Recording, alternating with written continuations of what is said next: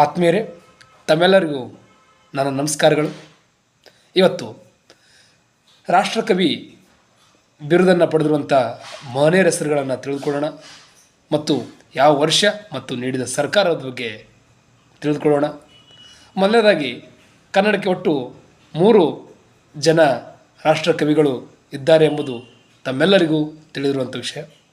ಒಂದನೇದಾಗಿ 1949ನೇ ಇಸ್ವಿ ಒಳಗೆ ಎಂ ಗೋವಿಂದ ಪೈ ಅವರಿಗೆ ಈ ಒಂದು ಮದ್ರಾಸ್ ಸರ್ಕಾರ ನೀಡಿರುವಂಥ ಬಿರುದು ರಾಷ್ಟ್ರಕವಿ ಪ್ರಶಸ್ತಿ ಆಗಿರುತ್ತದೆ.